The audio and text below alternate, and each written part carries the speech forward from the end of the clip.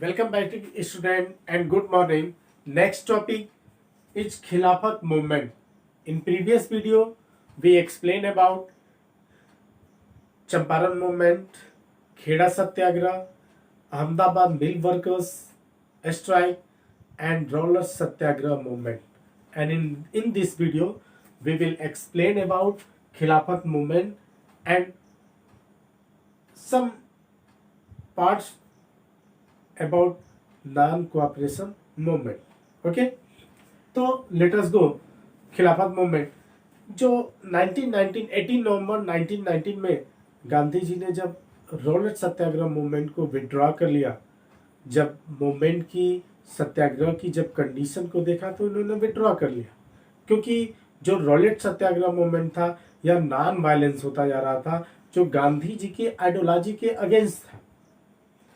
फिर लेकिन गांधी जी इसी समय 1918 में जब फर्स्ट वर्ल्ड वार एबॉलिश हुआ, तो उसके बाद तुर्की जो था, स्पेशली रूप से ब्रिटिश गवर्नमेंट जो थी, ब्रिटिश गवर्नमेंट ने जो इंडियन मुस्लिम्स थे इनसे यह प्रॉमिस किया था कि तुर्की के साथ क्या किया जाएगा. तुर्की चूंकि जो धुरी राष्ट्र थे उनकी तरफ से था, जर्मनी के साइड में तुर्की भी डिफीट हुआ था, तो ये था कि तुर्की के साथ काफ़ी लिबरल बिहेवियर किया जाएगा. और चूंकि जो तुर्की का खलीफा था वह टोटल ऑल ओवर वर्ल्ड का इस्लामिक स्पिरिचुअल हेड हुआ करता था, और इंडियन मुस्लिम्स भी उसे अपना धर्म गुरु मानते थे, स्पिरिचुअल हेड मानते थे. तो ब्रिटिश गवर्नमेंट ने एग्रीमेंट किया, इन्हें इंडियन मुस्लिम्स को यह सांत्वना दी थी कि अगर फर्स्ट वर्ल्ड वार में अगर मुस्लिम ब्रिटिश गवर्नमेंट को कोऑपरेट करें तो बाद में चल के जो खलीफा का पोस्ट था उसको मेंटेन रखा जाएगा. ओके, लेकिन जो ब्रिटिश गवर्नमेंट थी, ब्रिटिश गवर्नमेंट अपने इस प्रॉमिस से मुकर गई, और जिसका रिजल्ट ये रहा कि इंडियन मुस्लिम नाराज हुए ब्रिटिश गवर्नमेंट से, और इन्होंने एक कमिटी को ऑर्गेनाइज करने का काम किया 1919 में ही, जिसे खिलाफत कमिटी कहा जाता है. ओके, तो let us go explain this topic. Mahatma Gandhi now felt the need to launch a more broad based movement in India. Mahatma Gandhi अब क्या चाहते थे कि इंडिया में एक बहुत बड़ा आंदोलन को तय किया जाए, आंदोलन तैयार किया जाए ब्रिटिश गवर्नमेंट के against. But he was sure that no such movement could be organised without the bringing the Hindu and Muslim closer together. Gandhi ji का यह मानना था कि जब तक हिंदू और मुस्लिम साथ साथ नहीं आएंगे तब तक क्या होगा, भारत में एक बहुत बड़ा मूवमेंट, एक ब्रॉड मूवमेंट को ऑर्गेनाइज या रन नहीं किया जा सकता. क्योंकि 1916 का जो लखनऊ कांग्रेस सेशन हुआ उसमें दो चीजें हुई.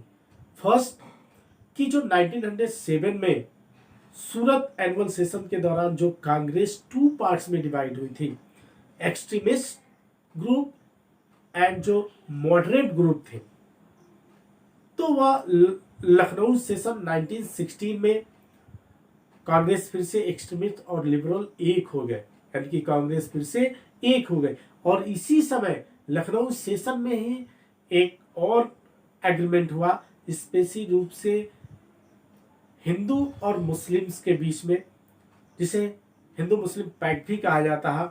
और इसमें कांग्रेस ने क्या किया था कि 1909 के गवर्नमेंट ऑफ इंडिया एक्ट, जिसे हम लोग मिंटो मार्ले इम्प्रूवमेंट सुधार कहते हैं, इसमें जो मुस्लिमों के लिए स्पेशल कॉन्स्टिट्यूएंसी प्रोवाइड की गई थी उसको कांग्रेस ने क्या किया, एक्सेप्ट कर लिया. और यह कांग्रेस की सबसे बड़ी भूल थी, जिसका यह रिजल्ट रहा कि 1947 में इंडिया पार्टीशन को हमें एक्सेप्ट करना पड़ा. ओके, तो गांधी जी का ये मानना था कि जब तक हिंदू मुस्लिम एकता हो न जाती, अगर हो जाए तो एक इंडिया में काफी ब्रॉड मूवमेंट को रन किया जा सकता है. And one way of doing this, वह इस तरीके को विचार करने, यानी कि उसको करने की सोच रहे थे. ही फेल्ड, उन्होंने अनुभव किया, was to take up the Khilafat issue, कि क्यों ना खिलाफत जो खिलाफत मुद्दा है इसको एक अपॉर्चुनिटी में कन्वर्ट किया जाए और खिलाफत मूवमेंट को लेके मुस्लिमों का सपोर्ट लिया जाए और साथ ही साथ क्या किया जाए, नॉन कोऑपरेशन मूवमेंट को एक बहुत बड़ा मूवमेंट स्टार्ट किया जाए। The first world war had ended with the defeat of the Ottoman Turkey. अभी मैंने जिसकी बात की कि फर्स्ट वर्ल्ड वार में तुर्की भी क्या हुई थी, ऑटोमन तुर्की एक बहुत बड़ा साम्राज्य था जो डिफीट हुआ। And there were the rumours that a harsh peace treaty was going to impose on the Ottoman Empire. और यह अफवाह मान लीजिए या सही मान लीजिए कि जो ऑटोमन एम्पायर है इसके साथ ब्रिटिश गवर्नमेंट एक बहुत ही हॉर्स या बैड ट्रीटी करने वाली है, एक बहुत बुरी संधि करने वाली है जिससे तुर्की का हाल बहुत बुरा होगा, जैसे जर्मनी के साथ। क्योंकि तुर्की, जर्मनी और जो भी थोड़ी राष्ट्र में थे जो डिफीट हुए थे उनके साथ मित्र राष्ट्रों ने सेपरेट ट्रीटी करने का काम किया, अलग अलग संधियां करने का काम किया और कंप्लीटली रूप से फर्स्ट वर्ल्ड वार की रिस्पांसिबिलिटी जर्मनी को दी गई। और जिसका रिजल्ट रहा कि जर्मन पीपल और जर्मन राष्ट्र को ऐसे डिस्ट्रीब्यूट किया गया, उनका इतना इंसल्ट किया गया कि हिटलर जैसे तानाशाह को आगे चल के भविष्य में क्या मिला, मौका मिला, चांस मिला और उसने इसका मिसयूज किया। और सेकेंड वर्ल्ड वार की जो रिस्पांसिबिलिटी थी उसी वर्ष 1919 के वर्साई ट्रीटी में ही पैदा हुई थी। वो भी मित्र राष्ट्र स्पेशली ब्रिटेन और फ्रांस, ब्रिटेन और फ्रांस के द्वारा और अमेरिका के द्वारा की गई। The spiritual head of the Islamic world, बताया कि जो तुर्की का खलीफा होता था वह स्पिरिचुअल हेड ऑफ इस्लामिक था। ओके, एंड टू डिफाइन, क्योंकि जो खलीफा हुआ करते थे पहले, अगर देखा जाए मोहम्मद साहब से, तो बगदाद के खलीफा, दमिश्क के खलीफा, तो डिफरेंट जो खिलाफत रहा, जो खलीफा का पोस्ट रहा वह डिफरेंट कंट्री के पास रहा और जिसके पास एक खलीफा का पोस्ट होता था वही स्पिरिचुअल हेड होता। तो इस समय तुर्की ऑटोमन एम्पायर के पास था। Okay, and to define the khalifa's temporal power, कि ब्रिटेन क्या करेगा, खलीफा की टेम्पोरल पावर को डिसाइड करने का काम करेगा और कहीं ऐसा ना हो कि ऑटोमन एम्पायर से खलीफा के पोस्ट को ब्रिटिश गवर्नमेंट क्या करे, अबालिश कर दे। Okay, a Khilafat committee was formed in Bombay in March 1919। March 1919 में इसको लेके इंडिया के मुस्लिमों ने एक खिलाफत कमेटी को ऑर्गेनाइज करने का काम बॉम्बे में किया। And a young generation of Muslim leaders like the brothers, young generation के मुस्लिम लीडर्स जो भाई थे Mohammad Ali and Shaukat Ali, started discussing with Mahatma Gandhi about the possibility of united mass action on the issue। यानी जो मुस्लिम लीडर्स थे मोहम्मद अली और शौकत अली, वह महात्मा गांधी के साथ इस मुद्दे पे मीटिंग कर रहे थे कि कैसे हो कि एक यूनाइटेड मास एक्शन लिया जाए, यानी हिंदू मुस्लिम यूनिटी को मिला के एक पूरे भारत के लोगों को मिला के क्या किया जाए, एक रिवोल्यूशन किया जाए या एक मूवमेंट चलाया जाए खिलाफत इशू पे। और गांधी जी ने इसको अपॉर्चुनिटी के रूप में लिया, मौके के रूप में लिया, अवसर के रूप में लिया और क्या किया, और जल्द ही जल्द इसके बाद नॉन कोऑपरेशन मूवमेंट को स्टार्ट करने का काम।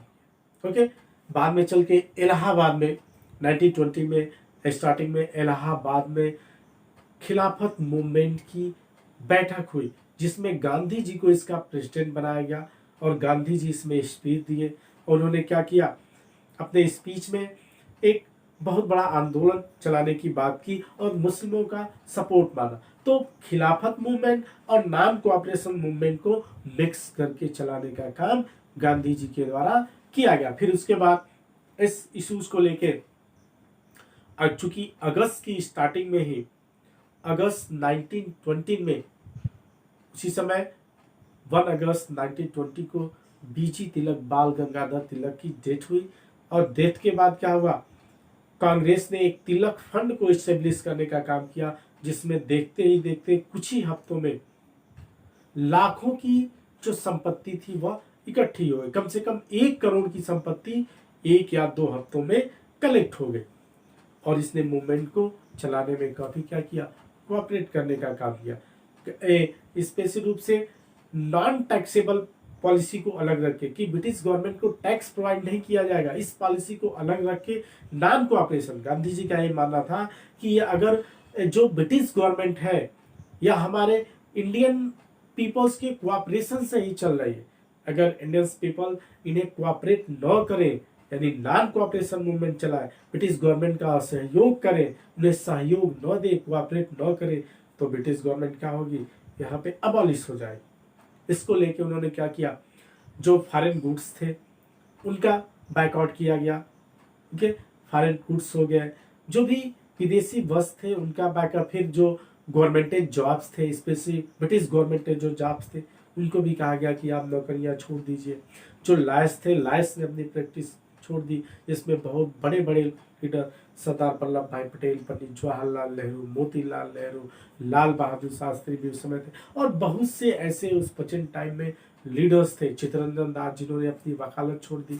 और खास करके जब सितंबर 1920 में कांग्रेस का एक स्पेशल सेशन बुलाया गया कि जो खिलाफत और नॉन कोऑपरेशन मूवमेंट है, नॉन कोऑपरेशन मूवमेंट को स्टार्ट करने को लेकर, कि खिलाफत मूवमेंट को मर्ज कर लिया जाए इसमें, लेकिन जो बंगाल के चित्तरंजन दास थे, इन्होंने इसका अपोज किया लाज, लेकिन अपोज करने के बावजूद भी मूवमेंट स्टार्ट हो गया। और बाद में चल के कांग्रेस का जब एनुअली सेशन होता है, जब कलकत्ता में हुआ, स्पेशल रूप से कलकत्ता में फिर जब सेशन हुआ, तो उसमें चित्तरंजन दास ने खुद नॉन कोऑपरेशन मूवमेंट के इशूज को लेके उसको बिल पास करने की बात की, जो कांग्रेस वर्किंग कमेटी थी।